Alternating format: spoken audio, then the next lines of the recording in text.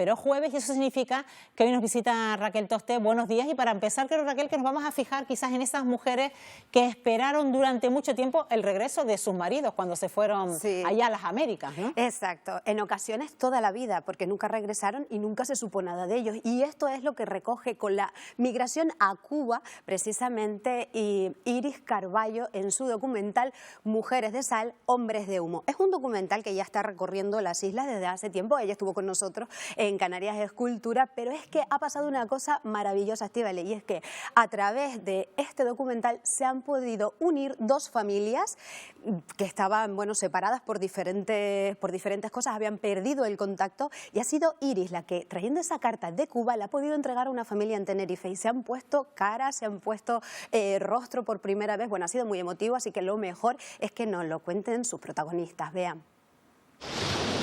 El problema es que no regresó y ella se quedó siempre esperando.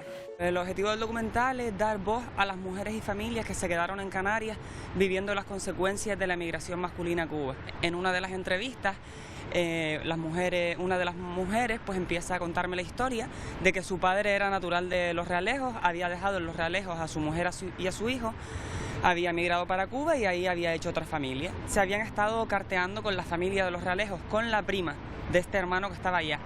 De repente las cartas dejaron de llegar porque parece ser que el hermano que estaba en Canarias pues no quería saber nada de la familia de Cuba. Después de haberlas entrevistado, ellas escribieron una carta y me la dieron y me dijeron por si de casualidad aparece la familia de Los Realejos.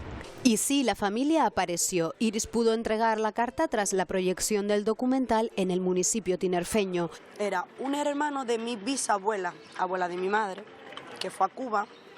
Fueron varios hermanos, de uno supieron y de él no. Su madre en aquel tiempo pues quedó desamparada, era una mujer sin marido, pero no era viuda, no era divorciada, no tenían derecho a trabajar, no tenían derecho a vender. Y el tío de mi madre se tuvo que meter en los salesianos para poder comer, para poder estudiar. Casi se hace cura, pero se enamoró.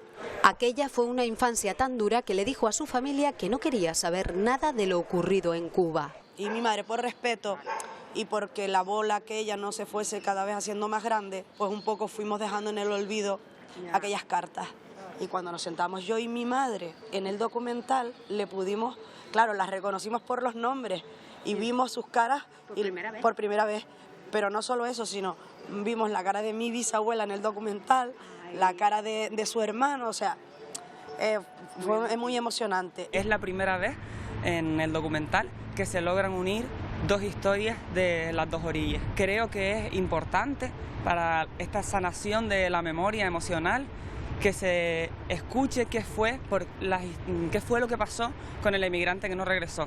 Hay historias de Tacoronte, de La Orotava, de Tenoya, de Aruca, hay historias de varios municipios, de La Gomera. Pues en estos momentos Iris Carballo, la directora de este documental, se encuentra en Cuba, recorriendo además los lugares en los que grabó para proyectar ya este documental terminado en esos lugares. Y bueno, aquí tenemos que seguir atentos porque está yendo por todos los municipios y no se lo pueden perder. Y eso me ha recordado, Estíbaliz, esas mujeres olvidadas que han conformado la mitad de la historia, porque las mujeres somos más de la mitad del mundo. Lo que pasa es que no se escribieron sobre ellas. Exacto. Y eso me ha recordado a Berthet Morisot, una de las grandes pintoras impresionantes que estuvo con el grupo de impresionistas desde el principio. Aquí la tenemos. Ella nace en 1841 en París y, como decimos, bueno, ella ya nace en una cuna muy acomodada. Sus padres le dieron formación a ella y a su hermana en dibujo, en pintura, y es la primera, ella y su hermana, las primeras mujeres en exponer en el Salón de París, que era muy exquisito. Entonces ellas fueron las primeras, pero luego se fue decantando por este estilo que estamos viendo ahora, una pincelada mucho más suelta. Aquí vemos que casi no hay estructura, los blancos los domina muchísimo, con muchísima fuerza, muchísimo color. De hecho, se ha dicho que es esta pincelada de ella a veces la que anticipa ese expresionismo abstracto, ¿no? Que siempre se ha hablado de Monet, pero es que Monet además está muy influido por ella, porque ella influye en sus coetáneos.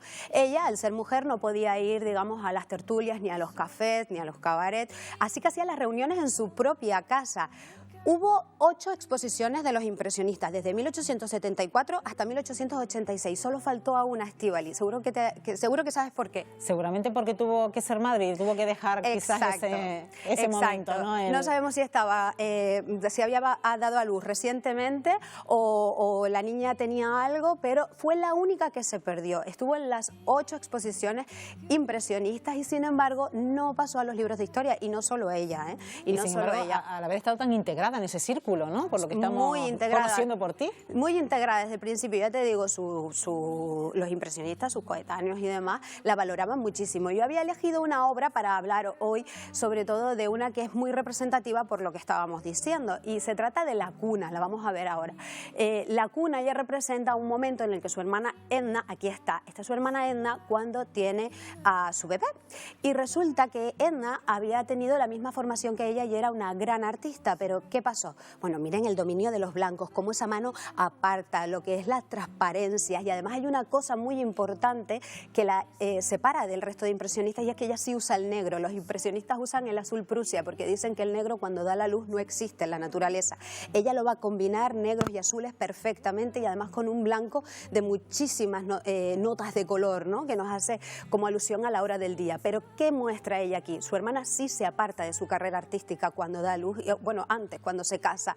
Entonces ella aquí vemos que la mirada de su hermana para con su hija es un poco nostálgica, porque sí, hay mucho amor, pero sabe que le va a costar también parte de su carrera, le va a costar parte de sus otras pasiones como persona, ¿no? De sus otras aspiraciones, y es que su hermana no vuelve a pintar. Por suerte Bertet sí, y estuvo pintando hasta los 54 años, así que no se explica que no pasara a los libros de historia, y tampoco se explica que no pasara a Mary Cassatt, que también estuvo en las exposiciones, o por ejemplo Marie Braquemont, que también estuvo, o Eva González, que no estuvo porque no quiso, pero siempre estuvo en la academia. Se explica porque fueron hombres los que escribieron los libros. Exacto, se explica porque fueron los hombres de principios del siglo XX los que escribieron los libros, y los que por desgracia hemos llevado esa línea demasiado tiempo y ahora se está intentando arreglar.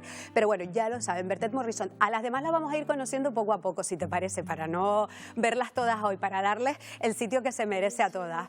Así que bueno, ahora vamos a cambiar un poco de tema, pero no tanto, porque también hay algunas personalidades como Bartolomé Cairasco de Figueroa, el padre de las letras canarias, digamos el fundador de la literatura canaria. Yo creo que tampoco se le conoce lo que se debería, y ni en el archipiélago. Un hombre que causó admiración en Lope de Vega, en Cervantes, en Góngora. Bien, Cairasco, como sabemos, y además lo vamos a conocer de la mano de, mira qué invitado tenemos, Geray. Es verseador, es poeta, pero es que además es filólogo y es profesor de literatura, y ahí se encuentra en la selva de Doramas. ¿Sabes por qué? Precisamente él lleva a sus alumnos ahí porque Doramas es una figura fundamental en una obra fundamental de Cairasco de Figueroa, que es la comedia del recibimiento. Son comedias que se hacían cuando llegaba una personalidad importante, hablamos del siglo XVI, una personalidad importante llegaba, en este caso a Gran Canaria, y le hacían como una comedia para entretenerlo. Pero es que Cairasco elige la figura de Doramas, un gran guerrero aborigen, y la pone al mismo nivel y con la misma dignidad que el visitante, y además, ¿sabes lo más novedoso? Que incluye dentro de esta obra, y por eso es el padre de la literatura canaria, fragmentos enteros y diálogos enteros de Doramas en lengua aborigen. O sea, imagínate. Y luego, claro, es también muy importante por la esdrújula, ¿no? Por su trabajo con la esdrújula, con los versos esdrújulos, digamos. Así que bueno, yo creo que promete y además Alexis Ravelo, que nos dirá qué leer para seguir investigando en todo esto que es fascinante, ¿no? Porque la lengua aborigen, además, la lengua guanche, recoge esos versos y bueno, sí que se ha perdido mucho, y no porque no lo tengamos en el día a día, porque tenemos el gofio, la toponimia, ¿no? Los nombres de lugares no se pueden perder. Bueno, al fin y al cabo estamos hablando de ese fomento de la lectura, además en una jornada que va a ser muy especial este fin de semana, que se conmemora ese Día Internacional del Libro. Gracias, Raquel. ¿El domingo qué hora? 11, a partir de las 11, 11:15. Gracias, Raquel. Hasta la próxima semana.